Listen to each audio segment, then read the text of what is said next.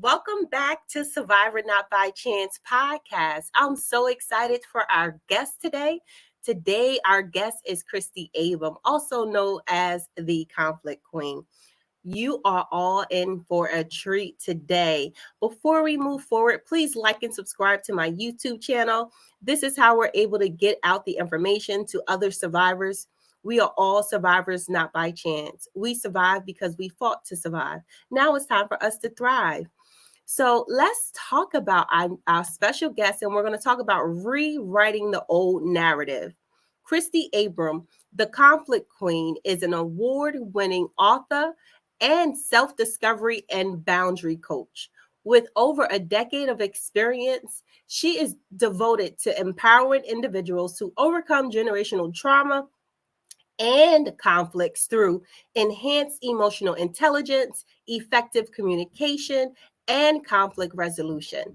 Her journey fuels her passion for transforming familial bonds and helping parents establish healthy relationships with their adult children.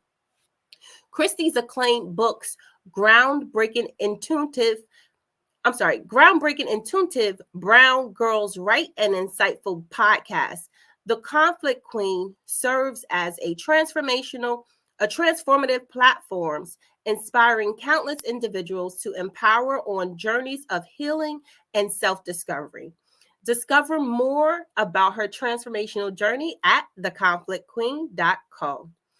I can't wait for you all to meet the Conflict Queen. Hey everybody, my name is Christy Abram. You may also know me as the Conflict Queen. I am so excited for this show today. We're going to be talking about conflict resolution, generational trauma, and how they intertwine, and the best ways to take back your power and to build your confidence when you're dealing with difficult people. Stay tuned. All right, generational trauma. How many of us have experienced so much generational trauma? And we're going to talk about that today. And we're going to talk about how you can get through that with the tools that Christy teaches. Christy, thank you so much for being here today. Unmute yourself, Christy. Sorry. No Old worries. habit. thank you for having me. This is a long time coming. So I'm excited to be here. Yes, I'm so excited to have you here. So tell me, how did you get the name Conflict Queen? I named myself the Conflict Queen. I mean, honestly, because everywhere I went, conflict followed. I've always had this kind of like shrewd love affair with just drama. And part of that comes from, the family that I grew up in and just not knowing how to navigate conflict. But, I was a person who loved to fight. And, after years of getting kicked out of places, I decided that, I had to do something different. So, it was just, it's about ownership, owning, conflict and letting people know that, conflict's not a bad thing. Right.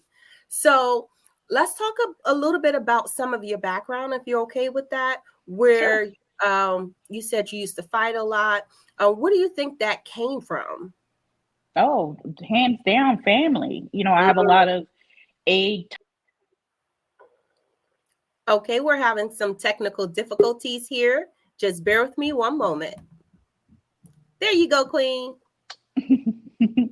I had a lot of, A-type women in my family and, very strong women in my family, and they like to fight.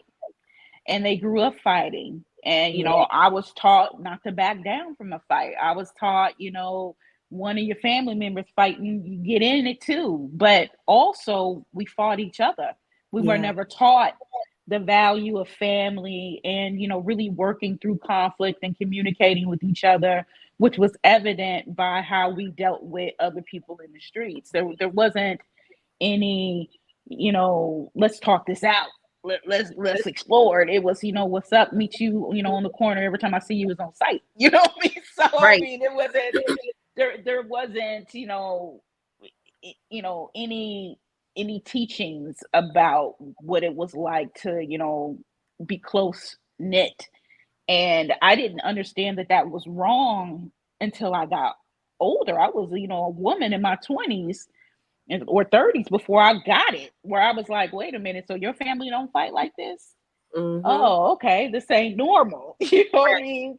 And, just the perpetual cycle of watching family members fighting with each other, not getting along with each other. And I started to watch my children do it with each other and then also Mhm. me. And so I knew that something had to change. Yeah. I'm so grateful that you had the ability to recognize that, because so many of us from our generation, the way we grew up, we're not taught conflict resolution. We're taught to fight. Yes. And being taught to fight is not the solution. Right. I literally would have fist fights with my siblings, just to protect myself. And there is no reason why siblings should be physically fighting each other, or why adults and children condone this type of abuse. And it's literally a cycle of abuse. So thank you for recognizing that and taking the steps to help other people learn how to maneuver through these challenges. Yeah, my pleasure. So, I want to talk about conflict resolution. What is conflict resolution? So I'm not going to do the Webster dictionary, but for me, the way I define conflict resolution is the ability to work through conflict holistically. And that can encompass lots of different things, which is emotional intelligence, which is compassionate communications, which is healthy boundaries. But, it's all of those things encompassing to work through things amicably. We don't have to be nasty to each other. It doesn't have to be a brawl. If I decide that working with you or being with you or being in a relationship with you isn't working for me, it's not feeling me, I don't have to fight with you to tell you that. I don't have to cuss you out. I could say, you know what, I'm just deciding not to participate in this relationship any further. This isn't good for me on a Right. mental, emotional, and physical level. Like, it can be as easy as that. But, culturally, we're taught about, who's disrespecting who, which is why there's so much gun violence and just violence overall in the community, especially with young people. So, my hope is that teaching people about conflict, teaching people about, emotional intelligence will help heal the community. This is bigger than just you and I. This is about giving us the tools so we can thrive, Yes. as a community. Yes, I love that. And it's so beautiful to be able to learn these tools. And a lot of us don't even know what emotional intelligence is. So let's talk a little bit about emotional intelligence so that others can learn how to increase their emotional intelligence. Well, the term emotional intelligence was coined by Daniel Goleman. He has a book out called Emotional Intelligence. You can check that out. But for me, the way that I define emotional intelligence is self-awareness. It's empathy. It's having empathy. And when you deal with each other, when you deal with yourself, compassion, and you know what I mean, grace for people. Like, my expectation is not that everybody shows up every day 100% themselves. That's just not, it's unrealistic. You're going to have some ebbs and so flows. Shit, we're made of 80% water. We're going to ebb and we're going to flow. We're going to change and we're going to shift. It's just the way it goes. But the key to that is being able to have self-awareness. Is for me to realize I'm off today. I might need to stay in the house. I might need to do something different. Or if somebody calls me out on my behavior, me saying, you know what, you may be right about that. I'm gonna work on that. Instead of, I don't know who you think you're talking to, and getting ready to fight with somebody because somebody's giving you honest feedback that you wouldn't, get in the community from anybody else. Why wouldn't you want it from somebody who loves you or cares for you? Right. So, I mean, there's levels to it.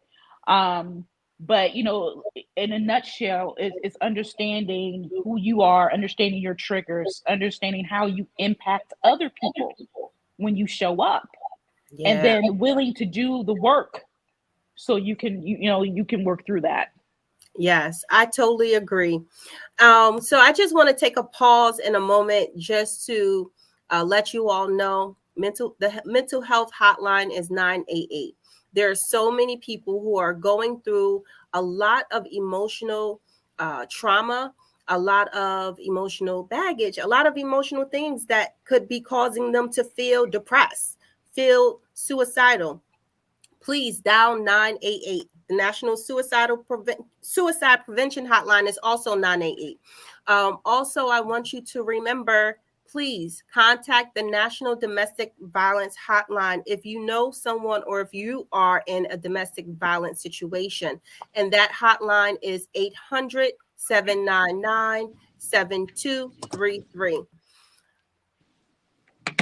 Now, when it comes to generational trauma, let's kind of define this because a lot of people really may not even understand that they're in a cycle of generational trauma and they're passing that on from generation to generation. So just expound on that a little bit for us, Christy. So the easiest way I can define it is trauma that's given to you from your mama's mama's mama's mama's. I mean, look, and it could be from your father. Mm-hmm. But it's behaviors, it's cycles, it's habits that have been passed on, from your mother, from your grandmother, from your great grandmother. And we see this a lot. And as a matter of fact, for those of you who love science, they've been able to measure this through science, through epigenetics. So they've been able to say, okay, well, a woman was born with all the eggs that she's ever going to have. So that means, when you were in your mama's belly, you had your children in your belly too. So when your mother experiences a trauma, you experience that trauma too. So when you're born, you've already been exposed to the trauma. And also, maybe it's in your environment. And then when you are exposed to additional traumas, you know what I mean? It actually exacerbates the trauma that your mother gave you. So a lot of the things that we do is habitual. Yeah. We do it because our mamas do it. And it's interesting because I talked to my mother and a couple weeks ago, or even I talk to her often. And when she does certain things, I'm like, oh, I do that just like her. And a lot of the things that she still does reminds me of where I was at. You know what I mean? So I can have an understanding of where she's at in her journey based Yeah. off of what she's saying. So my mom be like, I don't know who he think he is, and I'll be like, like I literally I'm looking at myself. Mm-hmm. I look at my children and how they respond, or my cousins and how they respond, and I know that we get all of this from our grandmother. You know what I'm saying? So understanding my grandmother's story, her narrative, and how that narrative really shifted how she parented, and how my parent parented me, and how Yeah. I parent my children. You know what I mean? But the thing that's the most important is breaking the cycle, like being brave enough to stand up and say, this gonna have to stop. Yeah. Like I can't give this to my grandchildren and they give it to your, like, when are we gonna shift it? Mm-hmm. Somebody has to be brave enough to shift it.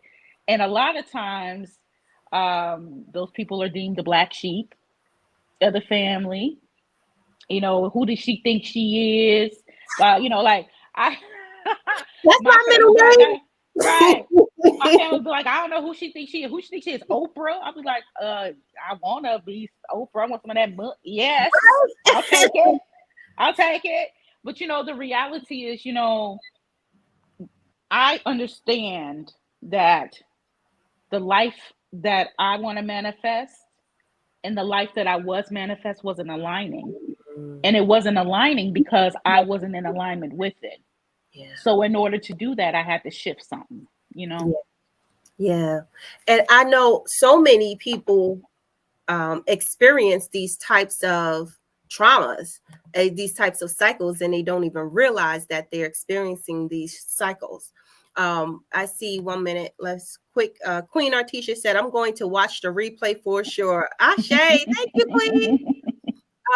So for me, a couple of examples I had in regards to generational trauma. I was the first person in my family in I think three or four generations that graduated high school without ever being pregnant. Wow. Wow. And I was determined. Like, this was my goal. You know, I had set that in my mind. I am graduating high school and I will not be pregnant. Now, to some people, they may see it all over, see the trauma all over, you know. I didn't see it as that, but I didn't know that was something that I did not want to pass on to my children. And so we have to take a step back and reflect on different things that's happened in our family lives, from our mother to our grandmother to our great grandmother, and look at how their lives were and determine what it is that you're doing in your life currently in this moment that may not be the best alignment for your life, as Christy stated, and determine whether you're going to change that cycle and move forward. And we need more people like that. We need more people who are willing to go against those traumatic experiences in order for us to see the healing that we need to see take place in our communities. Yeah, absolutely. I agree with that 1000%. So we also want to talk about taking back your power. Now, once we identify these different traumatic events in our lives, once we identify the different cycles that we've gone through, the different cycles that our generations have gone through, how do we determine how we're going to move forward? How do we determine which direction we're going to go in? So, I mean, you know, I think that's multifaceted. And I say that because everybody's journey is a little different. So what might work for someone may not work for the other person, but I can share how I did it. So once I started to understand that this wasn't working, I was in my 20s, you know, I got myself a therapist. I got myself a therapist because I understood that I needed to unpack some things that I didn't even remember that were even there. So therapy was a great proponent for me for self-care. I did a lot, you know, I'm a spiritual person. So a lot of spiritual things were important for me, you know, whether somebody goes to church or whether you practice, you know, yoga, whatever it is that you do, entrenching yourself in something that's bigger than you that was important for me. I had a daily practice of meditation. I journaled. You know, I wrote. Since I'm a writer, I constantly was writing about things, getting it out of my body. Community was big for me. Getting myself around like-minded people, you know, people who were doing that work too. Not, oh, I don't know why you want to do that, girl. Down, you ain't gonna change nothing. You know, like get your hair away from the naysayers, and you know, starting to build and remove myself from environments that I know wasn't healthy for me. So that meant if I had to let go of, you know, the boyfriend or the friend or whomever, that's what I allowed myself to do. And the biggest thing I did was I allowed myself to feel. Yes. You know what I mean? I allowed myself to cry, I allowed myself to whatever, because in my family, because I came from all these strong women, you don't cry, you don't show emotion. And, you know, I had to get myself in this place of showing emotion is natural. You know what I mean? I need to cry this out. I need to feel my way through it. But one of the other biggest things is also creating boundaries. You got to learn to say no. You got to learn to say no, and you got to put an exclamation point and a period behind it. No, I'm not doing it. If it makes me uncomfortable, I'm not going to do it. If it's going to jeopardize my integrity in some way, I'm not going to do it. And if it's some way going to stop me from doing what it is that I need to do for me, I ain't going to do it, because, like, you know, they have the, you know, the saying self-caring, selfish. It's not. I have to prioritize myself. everybody should be prioritizing their health, which is why there's so many issues with health going on with women, because we're not prioritizing ourselves. We're not really looking at our mental health. We're not doing all the things we need to do to make sure that we're increasing our vitality. So that was another thing that I had to do. Like, what does self-care look like for me? Does it Mm, look like, going for a walk? Does it look like writing? Does it look like calling a friend? What does it look like for me? And I need to incorporate that into my day, yes. and not allow people to take anything from me. Yeah. So I mean, like I said, the process, the steps of getting there is going to be different for everybody. But if you can incorporate, two of those things, Right. you'll be on a journey, to feeling better about yourself. And then also, this process isn't linear. Like I said before, we ebb and we flow.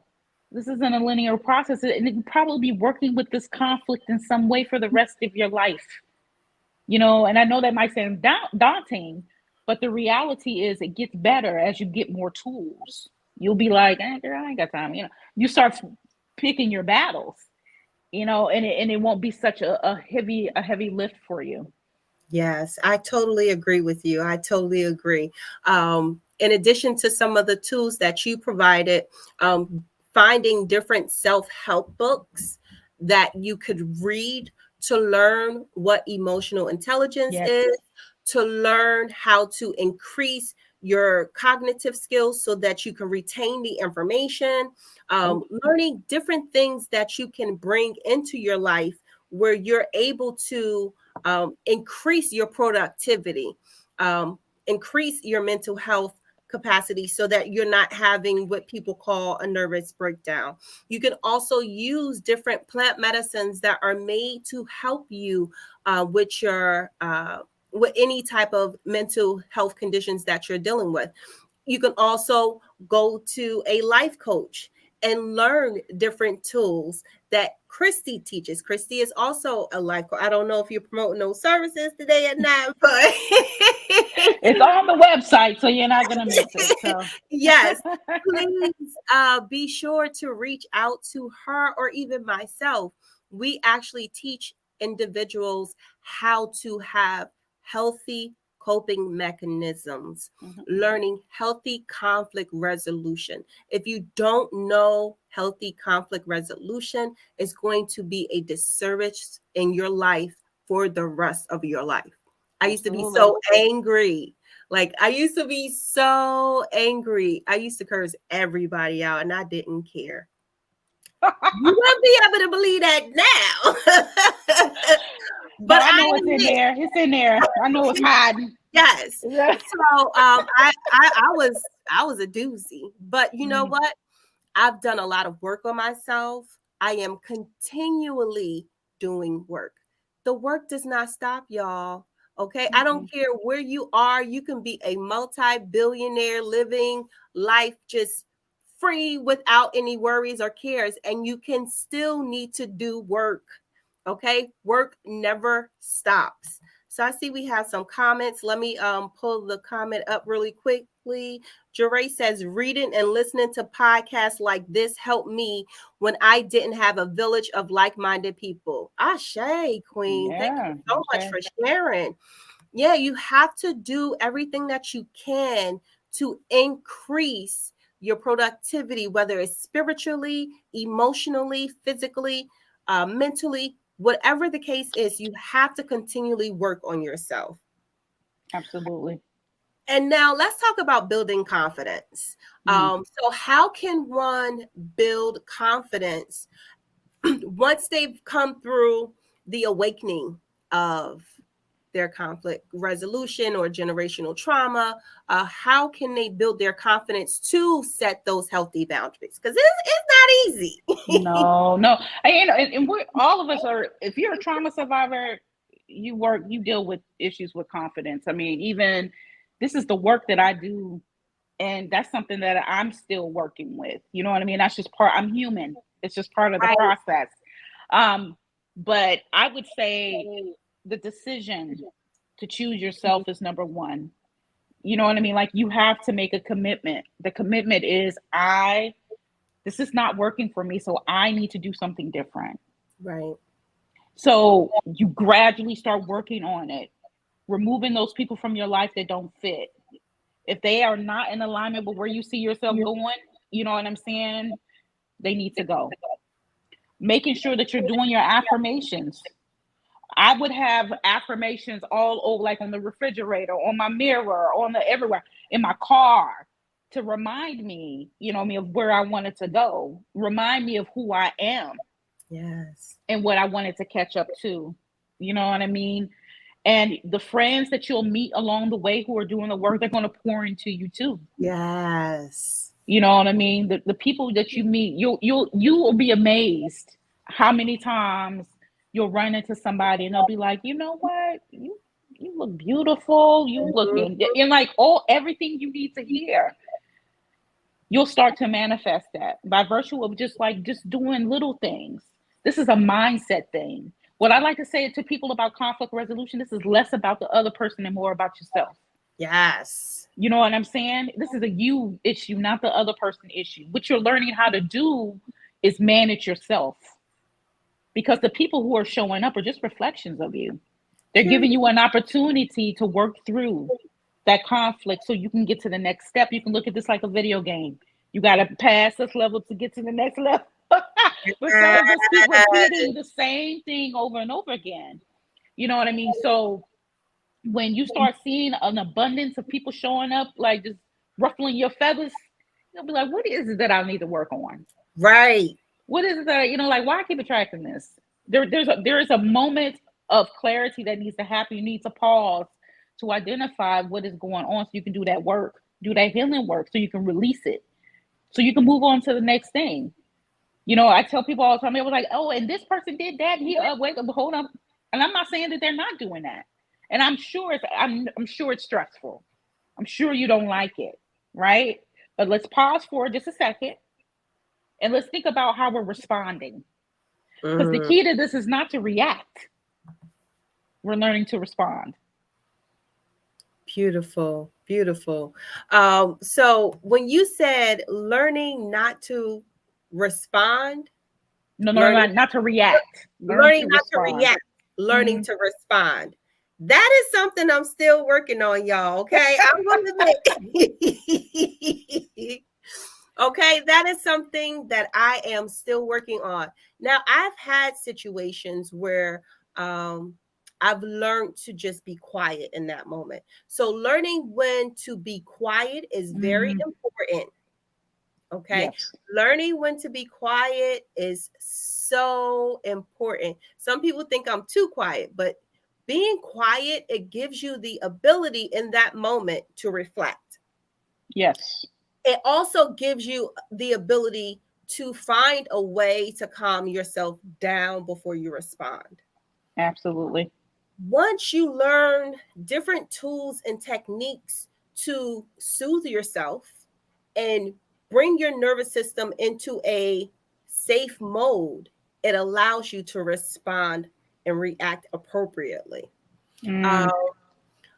So I don't know why I just feel like for a moment, I just feel like someone maybe, whoever this is, whether you're watching this currently or watching a replay, work on taking a moment and just breathing. Being intentional with your breath. Being one with your breath. And as you're intentional with being one with your breath, you will feel that your nervous system is calming down. You will feel the anxiety calming down. You will feel that you are in a safe space. So whoever you are in this moment, I'm sending you peace and love. All right, so let's talk about your book, sis. What's going on? You got a whole bunch of stuff going on. Yes, I have quite a bit of books. I actually have 5 books, and they're all on Amazon. But I do have a workbook that is I just released. Matter of fact, you can pre-order it now, but it's called The Drama Detox. And so the Drama Detox, it teaches all of the things that you need to learn in order to be successful when dealing with difficult people. And it's all about the self-reflection and awareness. You're going to learn some emotional intelligence. You're going to learn how to communicate. You're going to learn how to respond to difficult people. You're going to learn how to deal with difficult people. It has all of these things in it. It's 160 pages long. Great book, beautiful book. Not just saying that because I wrote it. I actually do believe it's beautiful. I know Um, it is. so I know you've seen a sneak of it. So I mean, this book, you can get it if you visit my website, which is theconflictqueen.co. You'll learn more about the book. If you follow me on TikTok or any other social media, the book is in my bio. You can learn about it there. But it's definitely something that's needed, and I'm excited for it to Yes, come out. I'm so excited. I have to get my copy. I'm so excited because I need to start that like right now, y'all. Healing work never ends. I want to say that again. The work to set healthy boundaries, the work to learn how to increase your emotional intelligence, the work to work on your responses, and the work to just feel better within your body, feel better within your spirit. That goes on forever until we transition, y'all. So I want you to always remember you have to keep doing the work. And accountability is key. If you are not accountable for your actions, if you don't feel you need to be accountable for your actions, this is not the conversation for you. But Yes. for those who do want to heal and want to get better, you have to take accountability. Even with your children, you have to take accountability. You have to take accountability with your friends. You have to make people around you accountable for their own actions and situations. Mm-hmm.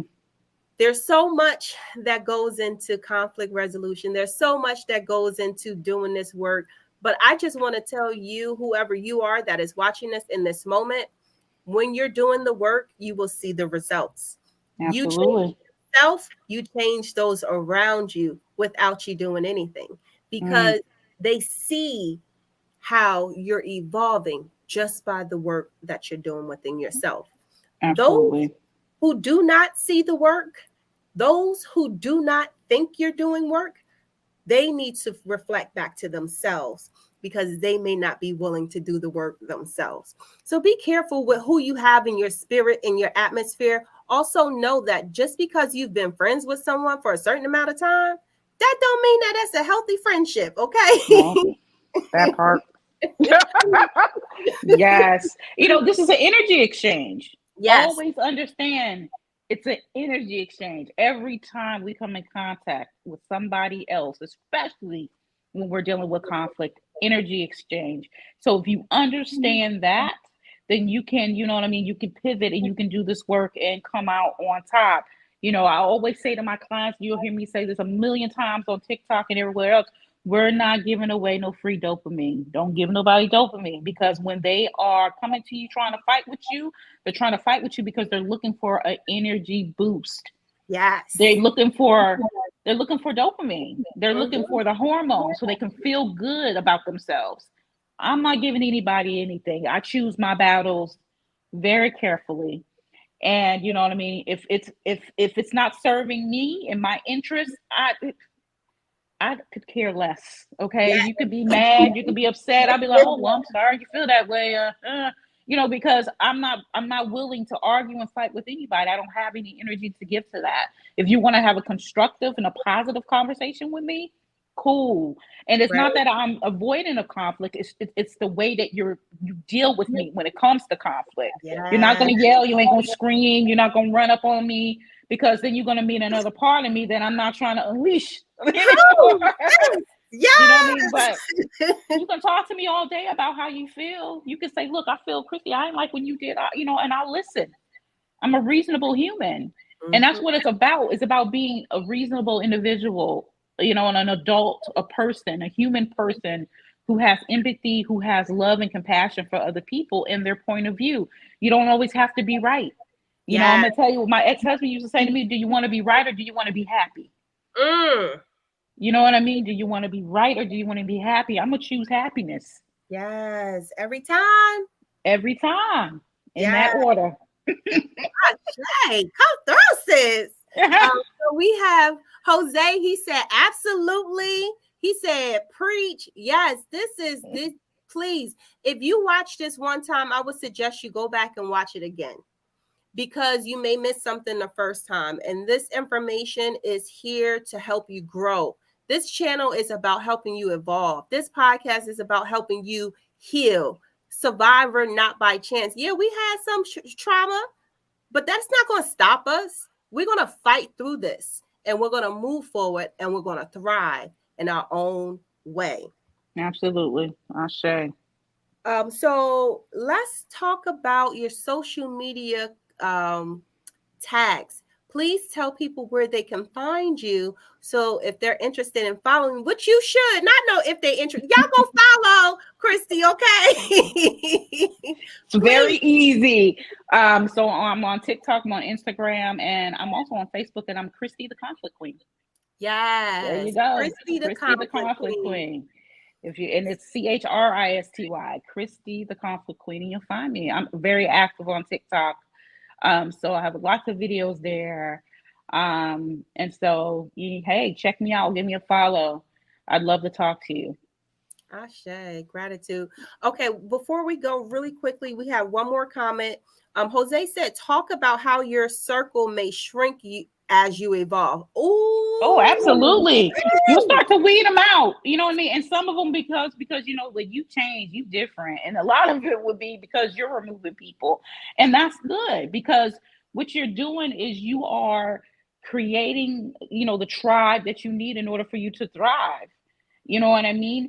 And if you think back when you're in high school, a lot of people had a lot of high school friends. How many do you talk to now? I don't have any child. You know what I mean? Probably none. One, two. How many people do you talk to from your early 20s? Probably not a lot, because your mindset changed. You shifted. You know what I mean? Your perspective changed, and maybe you're not in alignment with them. So the whole idea is to remove what is not working, so you can attract what it is to help you grow. Period.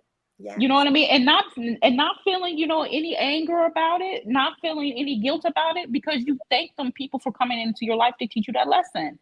This is all about lessons. Like I said, this is an energy exchange. Yes. You know what I mean? We want to make sure that the people who are in our environment are feeding us. If you're dealing with people and when you're done talking to them, you're tired, you're groggy, you're mad, they're not here for you. They're not the people that you need to have in your circle. The people who are supposed to be in your circle will make you feel full, will make you feel happy. You'll feel encouraged. You'll feel empowered. So if you have people in your life that, aren't making you feel that way, then you shouldn't be around them. And let me tell you, I probably got 4 good friends now that I've gotten to this. I mean, and they quality friends, though. Yes. Quality. It's quality over quantity. So find your tribe, the people who really pour into you and you can pour into them. And those are the people that you thrive with. Yes, I love that. And also, when you have friends, it's not just friends, it's family too, y'all. Okay. Yep. So make sure you're checking the relationships with your friends and your family. You have to reflect.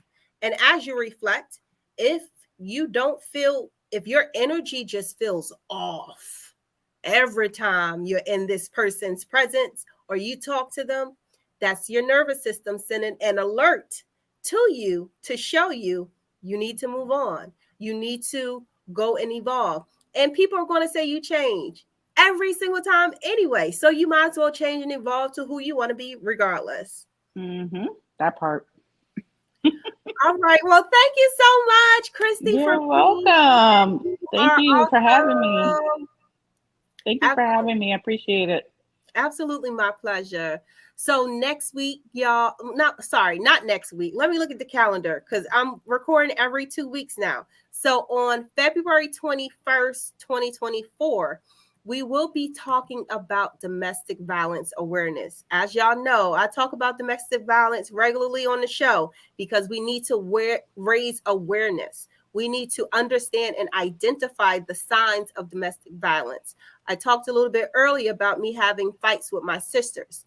That is domestic violence, because when you're in the home with someone and there is abuse that is being given to a survivor, We need to discuss these things so we can move forward. So I'm so excited for that. Get my next guest to come and talk about domestic violence awareness so that we can bring more healing in our community and we can grow, learn, and evolve. Please don't forget to subscribe to my channel, like and subscribe, and share these videos to help others who are in situations where they can get out of them so that they can grow. I love you all. Thank you so much for being here each and every week. And I look forward to seeing you next time. Peace and blessings.